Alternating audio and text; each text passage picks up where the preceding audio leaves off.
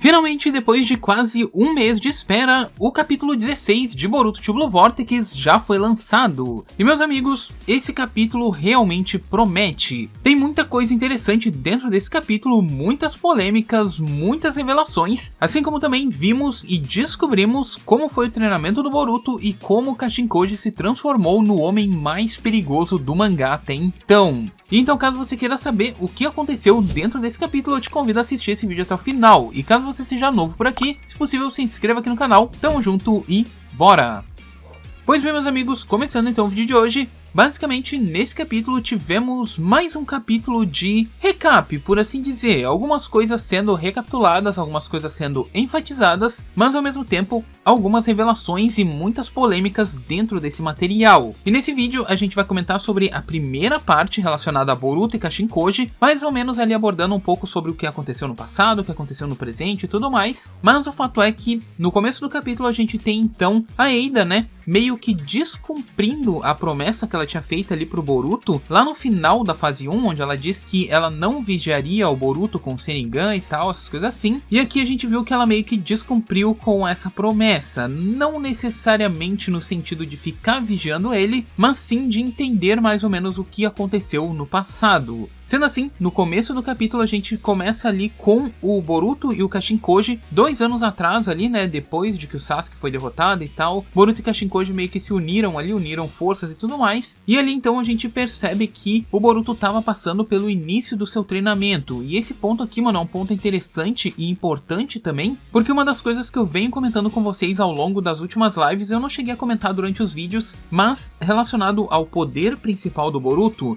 a princípio todos os status base dele, né, velocidade, força, resistência, todas essas coisas assim que a gente já viu, o poder bruto que ele tem hoje em dia, basicamente se refere ao que ele treinou no primeiro ano com o Sasuke, aquela evolução física e tal, treinamento ali com espadas e por aí vai. Depois dos 2 anos pra frente que ele esteve com o Kashinkoji, esse flashback aqui, né, ou essa visão da Eida do passado ali do que aconteceu, meio que revela que os próximos 2 anos seguintes do Boruto foram para polir aquilo que ele havia aprendido, mas ao mesmo tempo para ele estudar e desenvolver novos ninjutsus para ele colocar no seu arsenal. Não que isso signifique que o Boruto não ficou forte tendo poderes ali, né, sendo colocados dentro do arsenal dele, isso daqui é evidente que sim, mas os 2 anos realmente que ele passou com Kashinkoji, a princípio foi para treinar, desenvolver e criar novos ninjutsus para o arsenal dele, e não necessariamente trabalhar ali o físico e tal, porque ele já tinha trabalhado tudo isso 1 ano antes ali com o Sasuke.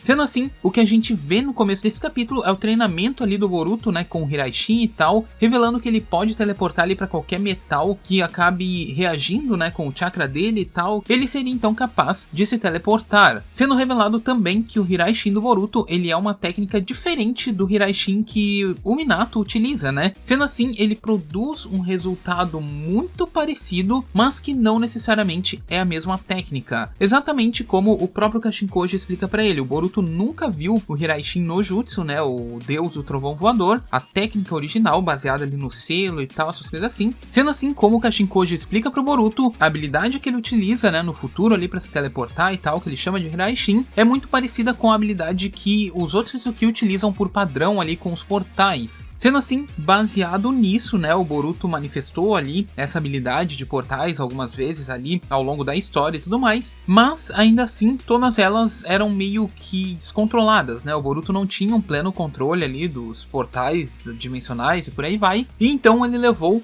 6 anos ali para ele conseguir controlar aquele poder. E então, a partir dessa ideia, ele começou ali a marcar as ferramentas, né, com o próprio chakra e tal, conectando ali o chakra dele a todas as ferramentas que ele conseguia marcar. E então, a partir disso, ele utilizava ali essa habilidade muito parecida com a dos portais ali, já meio que dominados ali pelo Boruto, criando assim essa nova variante de Hiraishin, podendo assim teleportar para kunai, shuriken e qualquer outra coisa que seja feita ali de metal que possa reagir com o chakra do próprio Boruto, sendo algo também muito parecido lá com o que o time do Minato utilizava, né? O que ele se juntava lá entre 3 e conseguiam meio que fazer um Hiraishin no Jutsu ali como uma espécie de variação. Então seria algo mais ou menos parecido com isso. Não é a mesma técnica do Hiraishin, mas é algo muito similar. Tanto que o Boruto no começo do mangá, ele fala, né, que o Hiraishin dele, ele não é tão bom quanto o Minato e tal, essas coisas assim, porque realmente não é a mesma técnica, mas produz então um resultado muito parecido. Agora vindo do futuro aqui rapidinho para complementar esse comentário aqui que eu tinha feito sobre o Hiraishin, esse ponto aqui também é extremamente importante porque ele sela aquele problema que a gente tinha comentado sobre Hiraishin atravessa a dimensão. Por que o Minato não conseguia atravessar a dimensão do Obito e tal, sair de uma dimensão para outra e tudo mais? Esse ponto aqui do capítulo, ele deixa bem claro por que o Hiraishin do Boruto atravessa uma dimensão e outra. Coisa que o Hiraishin do Minato não era capaz de fazer. Que o Ikemoto, ele deu uma ajeitadinha ali no roteiro, né? Puxou ali um pouquinho pro lado do Boruto, mas como ele explicou que a técnica nova é através de portal dimensional, basicamente explica por que o Boruto atravessa entre uma dimensão e outra. Sendo assim, aquilo que a gente comentou um tempo atrás sobre furo de roteiro ali, do Hiraishin e por aí vai, que não podia atravessar a dimensão e tal, essas coisas assim, continua errado, tá? Continua errado na ideia que a gente tinha, mas o Ikemoto, ele criou uma coisa nova aqui para justificar o Boruto realmente conseguir atravessar uma dimensão e outra ali sem criar nenhum tipo de furo de roteiro. Ponto positivo pro Ikemoto, segue o vídeo.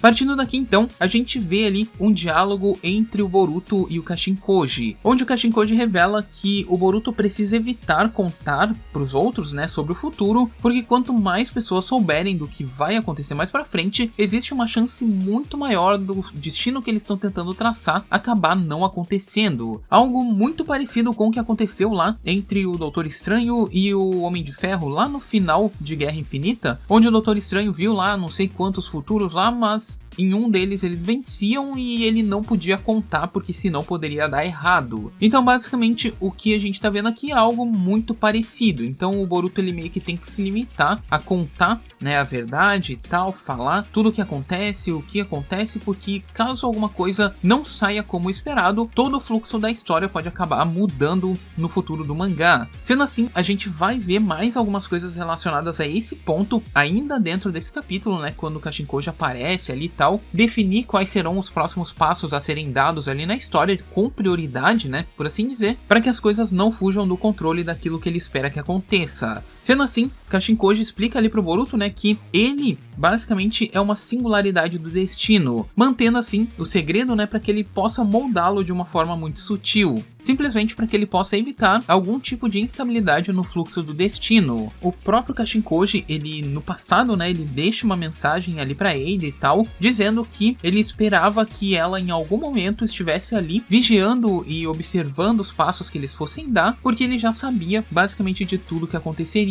revelando então a ela todos esses pontos aí do destino e tal, tudo que ele contou pro Boruto, sendo essa então provavelmente uma brecha para que ela descobrisse no futuro tudo aquilo que ele realmente queria explicar. Além do mais, Kashinkoji fala que, assim como ele é uma singularidade do destino, o Boruto também passou a ser. Afinal de contas, o Boruto é uma anomalia dentro do fluxo da história. Tudo que a gente tá vendo que tá acontecendo com o Boruto atualmente não necessariamente deveria acontecer se não fosse por influência do Kashinkoji, né? Que, como ele mesmo disse, ele é uma singularidade ali, né? Dentro da linha do tempo ali e tal. E ao moldar o Boruto com tudo aquilo que o Boruto não deveria aprender em nenhuma linha do destino caso ele não influenciasse, o Boruto também acabou se tornando outra singularidade. Sendo assim, tanto Kashinkoji quanto o próprio Boruto, eles são de longe, no momento, os personagens mais importantes de todo o mangá. Não somente por eles estarem ali do lado do bem e tal, e o Boruto ser muito forte e tudo mais, mas simplesmente por eles serem decisivos em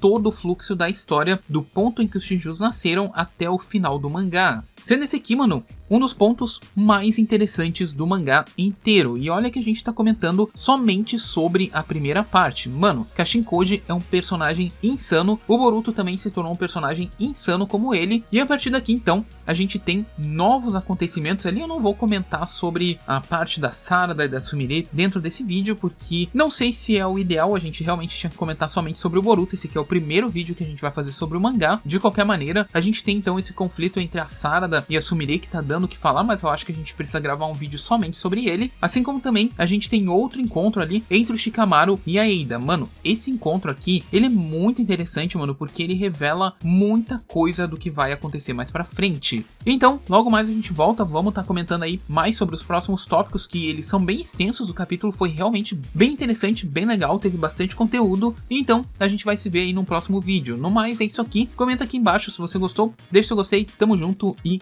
é nóis!